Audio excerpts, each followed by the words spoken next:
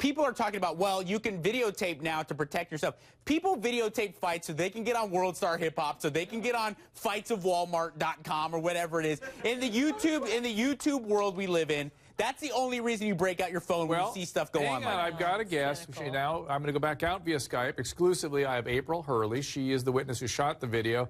April, were you just shocked and pulled your camera out because you wanted to document what was going on and you couldn't really do anything anyway? Yeah, pretty much. When I had walked up to I was walking in the direction that they were arguing automatically.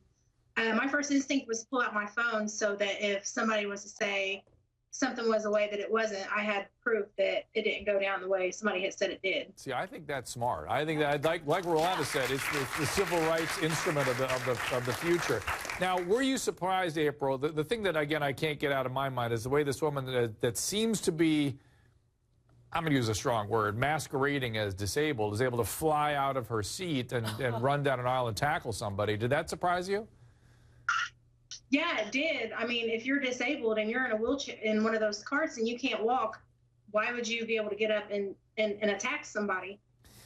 Disabled with laziness. She just didn't want to walk around big old Walmart. Walmart's big as hell. And Annalise Getz is still here, our attorney. Annalise, you know, it's you know, our disability system, our workers' comp system, it's a mess, right? I mean, this would not be unusual. It's not unusual, unfortunately. Yes, you do have fraud that happens in that arena all the time. We're not accusing someone of fraud. We don't know what the heck's going on here, but we do. There's lots of it out there. Yeah, there's lots of it where it's wrought with it in our system. Like, I wonder, is that Medicare that paid for that scooter, and so we're all paying for it? What physician signed off, said that she had a disability? Does she have a handicap placard in her car? Is she taking the spot of someone that actually is disabled, which in some states can be a felony if you mislead an application on those handicap And Mike, placards. when you and I think of something, we see people in the chairs like that too. It's something that's really a serious problem. I chant about all the time. Yes, yes, and what, you know, someone in the audience was talking about this during the break. What if there's a veteran there who has his leg blown off and he can't get a scooter because this fat bitch is trolling around? I wasn't even thinking about that. I was thinking about pain meds. Yeah, pain meds can render somebody like that legitimately. They can't move regular pain meds. When people's ambulatory efficiency has been compromised to the point that they need those motorized scooters, it's serious. You know, so for someone who even has the ability, regardless of how much pain she may have been in, let's say she truly is handicapped in some way, to get up and go for, I mean, let me remind you, like an 11-minute fight. That takes serious cardio. I mean, she's pushing it. Yeah, I mean, that was a serious brawl. I don't care. Yeah, the ring is 3 minutes, guys. 3 minutes. The people who truly need those scooters, they don't have that ability. Right. You know what I'm saying? All right, let's go to the audience. Yes, ma'am. Dr. Drew. So I actually have a comment.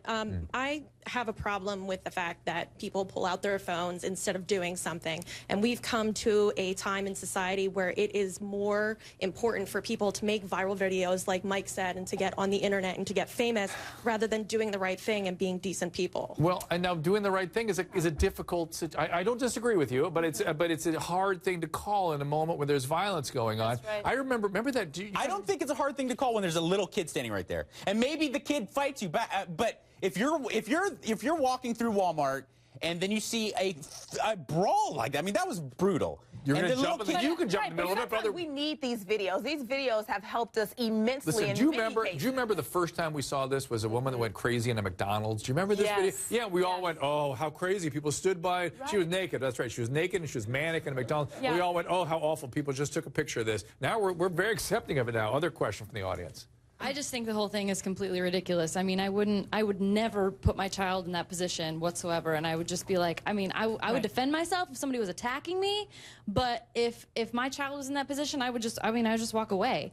And I'm not going to get your child as like a minion, you know? Like, that's not, you don't tell your child to go do something like that. And I think people should be acting differently, especially when their children are around. And in fact, this mother tried to engage her child in violent behavior. And we see this type of generational transmission all the time. But here's the deal. It's so crazy that we all look at this and we talk about the fight. We don't talk about exactly what she brought up, which is the healthy thing to do. What happened to turn the other cheek? Isn't that, we're always supposed to be a Christian society. Hey, April, I want to get your last comment. Go ahead. You know, what I wanted to say was, you know, sometimes the crowd might pull out a video and record because they're not able to get in and intervene. Like in my case, I had just had surgery, and I have incisions on my stomach that I didn't want to bust open, so I'm not going to get involved. let alone if I was to get involved and try to split the women up, then one of them throws a punch at me. Next thing you know, I'm punching somebody and we're all going to jail. You know, and it's interesting, April, so we have three licensed people here. We have an attorney, we have a physician, we have a therapist. None of us could recommend that you get involved with that, right? Absolutely not. We could not, right. So she did the right thing by not getting involved.